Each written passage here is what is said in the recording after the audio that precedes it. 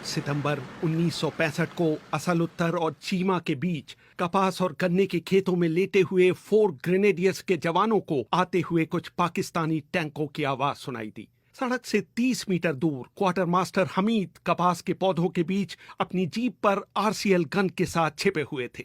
जैसे ही Patton tank उनकी range में आया, हमीद ने उस पर फायर किया। उस समय सिर्फ 20 गज की दूरी से ये नजारा देख रहे कर्नल हरिराम जानू याद करते हैं। 3 टैंक सड़क के ऊपर, एक टैंक सबसे आगे और 2 टैंक उसके पीछे पीछे सड़क पर आते हुए हमारी तरफ आए। हमने पहले से वो पोजीशन ले रखी थी। जैसे ही ये पता लगा कि टैंक आ रहे हैं, अब्दुल हमीद को मैंने आवाज दी। उसने कहा कि ऐसा मैं देख सकता हूँ। पहला टैंक करीबन 200 गज पर जब आया तो अमीन ने अपनी आरसीएल गन उससे एक गोला फायर किया। फायर करते ही वो गोला पहले टैंक का लगा और उसमें आग लग गई। आग लगने से पीछे के जो 2 टैंक थे वो भी रुक गए और उसका जो क्रू था, हमें ताजुब हुआ कि वो देख करके कि पीछे वाले टैंक के जो 2 क्रू थे वो टैंक छोड़ करके भाग गए और पहला टैंक जो डिस्ट्रॉय होगा उसका क्रू तो टैंक के अंदर ही मारा गया।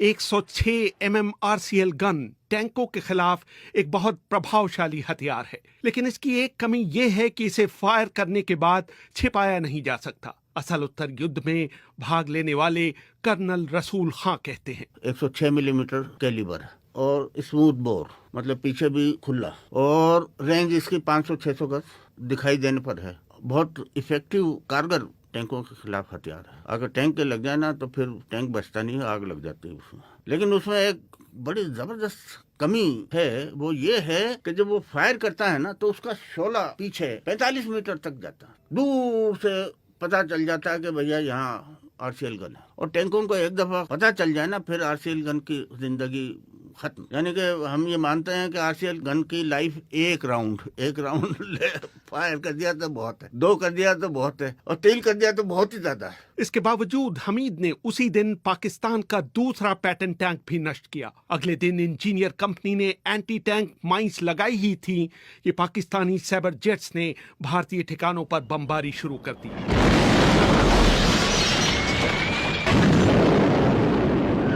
अगले दिन यानी 10 सितंबर को पाकिस्तानियों ने सुबह 6:30 बजे ही तोपखाने से भारी गोलाबारी शुरू कर दी। सुबह 6 बजे ही बहुत हैवी आर्टिलरी के गोले आकर गिरने लगे हमारे ऊपर, क्योंकि उनको पता लग गया कि यहाँ पर कोई डिफेंडेड लोकेलिटी है और यहाँ पर हिंदुस्तान की कोई फौज बैठी हुई है। तो 10 तारीख वॉज द क्रूशियल डे हमारे लिए, सबसे भयंकर दिन समझो ये। हमने सोचा था कि जब इतनी ज्यादा हैवी सेलिंग होती है तो इन्फेंट्री का हमला, हम सोचते हैं कि इन्फेंट्री का हमला होएगा, तो उसके लिए हमने फिर अपने जवानों को तैयार किया कि अब आप जो है, अभी तक तो टैंक आ रहे थे, अब जो इन्फेंट्री का हमला होएगा तो उसके लिए तैयार हो जाओ। आर्टिलरी का फायर हुआ घंटे पर, उसके बाद बंद हो गया। उसके बाद थोड़ी देर, करीबन घंटा 1.5 घंटा कुछ नहीं हुआ। तो हमने सोचा ये क्या हो रहा है। फिर अचानक 8:30 बजे फिर उसी तरीके से जैसे 8 और 9 तारीख को हुआ, उनका पहला टैंक हमला हुआ। तो इसमें पहला टैंक जैसे ही आया तो इस टाइम मैंने अब्दुल हमीद को कहा कि इस टैंक को आप अभी मत गोला मारो, इसको आगे निकल जाने दो। तो वो हमारी पोजीशन में से निकल कर थोड़ा पीछे गया, तो पीछे से फिर अब्दुल हमीद ने इस टैंक को डिस्ट्रॉय किया। और इस टैंक को ऐसे डिस्ट्रॉय करने से हमें ये फायदा हुआ कि ये रेजिमेंटल कमांडर का टैंक था पाकिस्तान फोर्स का, और उसने जैसे ही वहां से थोड़ा आगे गया, एक माइलस्टोन था, तो पीछे मैसेज पास किया कि क्रॉस माइलस्टोन इतना इतना, कोई आगे अपोजिशन नहीं है और आगे बढ़ता जा रहा हूँ। ये मैसेज जैसे ही पास हुआ उसका टैंक डिस्ट्रॉय हो गया। बाकी के टैंक वैसे ही छोड़ करके फिर भाग गए। हमीद ने 2 और पैटर्न टैंक बर्बाद किए। तीसरे पर वो निशाना लगा ही रहे थे कि उसने उन्हें देख लिया। दोनों का निशाना एक साथ साधा, दोनों ने गोले एक साथ चलाए। तो टैंक के गोले ने अब्दुल हमीद की जीप को और उसको टुकड़े टुकड़े कर दिया, और इसके गोले ने पाकिस्तानी टैंक को तोड़ दिया। तो दोनों ही खत्म हो गए। मेरी ट्रेंच जो थी वो अब्दुल हमीद की पोजीशन से मुश्किल से 20 गज की दूरी पर थी, और मैं बैठा सब ये देख रहा था। मोहम्मद नसीम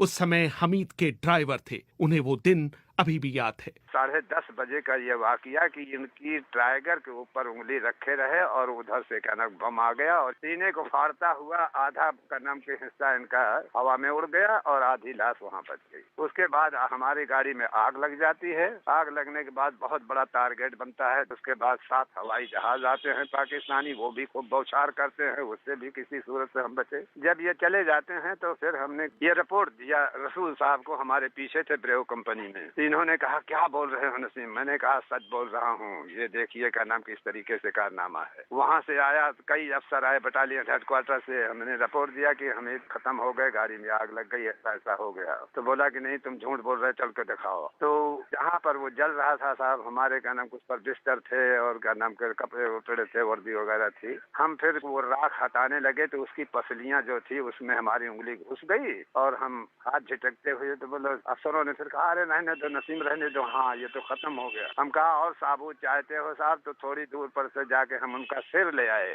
फिर ढूंढ के उसी कपास में से हम का नाम दोनों पैर ले आए उनके, सब वहीं पर इकट्ठा किया। इकट्ठा करने के बाद फिर का नाम के लोगों ने मौलाना साहब को बुलाया, मौलाना साहब को बुला के वही फातिया थोड़ा पढ़ के अपना का नाम थोड़ी सी फावड़ा लेके उस पर मिट्टी उट्टी डाल के वहीं ढक दिया गया। लेकिन लड़ाई अभी खत्म नहीं हुई थी। कर्नल जानू ने 4 ग्रेनेडियर्स के सैनिकों शफीक, नौशाद और सुलेमान को ताकीद कर रखी थी कि वो पाकिस्तानियों पर गोली न चला। तभी उन्हें पाकिस्तानियों की तरफ से एक जीप आती हुई दिखाई दी। ये जीप आने के थोड़ी देर बाद में 2 जीप और आई। पहली जीप में 4 आदमी बैठे थे, उसके पीछे और जीप थी। जैसे ये जीप आई, जिन जवानों ने ये फायर किया था उसमें से एक जवान ट्रेंच के अंदर खड़ा हो गया। तो इसको देखकर पहली जीप वहाँ पर रोकी गई। जीप ड्राइवर के साइड में बैठा था, उसने आवाज लगाकर कहा कि ये जवान इधर आओ। वो जवान गया नहीं, तो वो जीप से उतर करके और आया इस ट्रेंच की तरफ, अपना रिवॉल्वर निकालने लगा। तब बाकी दोनों जवान और खड़े हो गए और वो LMG और अपनी राइफल का निशाना लेकर रखे थे और बाकी मेरे MMG वगैरह लगी थी, उनका निशाना था। तब मैंने देखा कि तो गड़बड़ होने वाली है, तो मैंने कहा रैपिड फायर करते ही MMG और ये LMG इन्होंने फायर किया। तो जो आदमी हमारी तरफ आ रहा था उसके गोली का बस लगा और जाकर के दूसरी तरफ गिर गया रोड के। जीप के ड्राइवर ने टर्न किया और वापस जाने के लिए तो उसके सिर में एक बस लगा, तो जीप में ही वो लुढ़क गया वहीं पर। पीछे वाली जो जीप थी वो टर्न में तो उसके बैठे हुए कुछ जवान मारे गए और वो वहाँ से भाग गई। तो उसके बाद थोड़ी देर शांति हुई, तो हमने रेडियो के ऊपर इंटरसेप्ट किया। ये जो जीप भागकर गई थी, इसने कहा कि बड़ा इमाम मारा गया। बड़ा इमाम मतलब कि उनका जो सबसे बड़ा कमांडर था फौज का, वो मारा गया। 3 बजे के आसपास पाकिस्तानी टैंकों की गड़गड़ाहट फिर सुनाई दी। इस बार 8 टैंक आ रहे थे और हर एक टैंक पर 20-20 सैनिक सवार थे। अब की बार जो टैंक आए उनको देखने से हमें लगा कि अब की बार ये इन्फेंट्री का हमला होगा हमारे ऊपर। तो ये टैंक मेरी कंपनी के साथ रोड के ऊपर करीब 50 गज पीछे से खड़े होने शुरू हुए। हर टैंक के बीच में 5-5 गज का फासला करके। तो मैंने करीब 8 टैंक काउंट किए, बाकी और भी होंगे। वहाँ रुकने के बाद वो चिल्लाने लगे कि जनरल साहब हम आपको लेने के लिए आए हैं, कहाँ हो? तो बीच के टैंकों में से जवान उतरे, वो करीब दोनों तरफ 4 बॉडी उठा करके टैंक पर रखी। तब मुझे पता लगा कि हाँ ये रिकवर करने के लिए आए हैं। तो मेरी कंपनी पोजीशन के बीच में थे। तो मैंने फिर अपने एडजुटेंट को कहा कि मुझे SOS फायर चाहिए। SOS फायर का मतलब है रेड ओवर रेड, मतलब कि सेव आवर सोल। जब दुश्मन हमारे बीच में आ जाता है और हमें ये नहीं लगता कि हम बचेंगे, तो हम फिर वो आर्टिलरी का अपना फायर मंगाते हैं। तो वो फायर फिर मेरी कंपनी के ऊपर आया। वो जैसे ही अपने आर्टिलरी के गोले गिरने लगे, एकदम से चारों तरफ शोर शराब हो गया। तो ये पाकिस्तानी अपने टैंक उठा करके वापस भाग गए। वो जैसे वापस भागे तो इनमें 3 टैंक जो है अपने गोले से डिस्ट्रॉय हो गए। जैसे ही पाकिस्तानी टैंक वापस हुए, ग्रेनेडियर्स अपनी खंदकों से बाहर निकल आए। खेत में उन्हें पाकिस्तानी GOC की जीप मिली, जिसकी अगली सीट पर पाकिस्तानी कमांडर ब्रिगेडियर शमीम का शव पड़ा हुआ था। रचना बिष्ट अपनी किताब स्टोरीज फ्रॉम इंडो पाक वॉर ऑफ 1965 में लिखती हैं कि युद्ध विराम के बाद भारतीय सैनिकों ने कुछ पाकिस्तानी सैनिकों को सफेद झंडा लिए हुए आगे बढ़ते देखा। एक व्हाइट फ्लैग लेके कुछ पाकिस्तानी सिपाही आ रहे थे और एक सफेद लिबास में एक लेडी थी उनके साथ में। तो जब वो उनके पास गए तो पता चला कि वो उस ऑफिसर की वाइफ थी और वो उनकी बॉडी मांगने के लिए आई थी। तो कर्नल जानू ने कहा कि बॉडी तो by that time had already move to brigade headquarters और उसको पूरे मिलिट्री ऑनर्स के साथ दफना दिया गया था।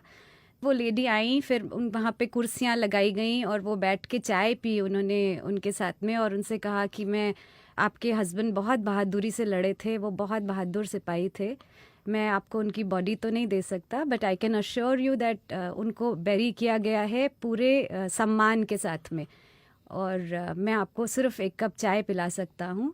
तो वो लेडी उनके साथ एक कप चाय पी करके वापस गईं। इस लड़ाई के दौरान भारतीय सैनिकों ने पास की एक नहर का किनारा खोल दिया, जिससे पूरे इलाके में पानी भर गया, जिसकी वजह से बचे खुचे पाकिस्तानी टैंक भी वहीं फंस कर रह गए। पाकिस्तानी टैंकों की संख्या इतनी ज्यादा थी कि कर्नल सालिब ने ब्रिगेड कमांडर से अनुरोध किया कि पैटर्न टैंकों पर पेंट से गिनती लिखी जाए ताकि उन्हें गिनने में आसानी हो। उसी समय पाकिस्तान में अयूब खां अपने सूचना सचिव अल्ताफ गौहर को खेमकरन सेक्टर में बढ़ती पाकिस्तानी सेना के मूव समझा रहे थे कि उनके सैनिक सचिव जनरल रफी बदहवास हालत में कमरे में घुसे और लगभग चिल्लाते हुए बोले, भारतीयों ने मधुपुर नहर को खोल दिया है। अल्ताफ गौहर ने अयूब पर लिखी अपनी किताब में लिखा, अयूब सारी ब्रीफिंग भूल गए। वो जानना चाहते थे कि पूरे इलाके को जलमग्न होने में कितना समय लगेगा।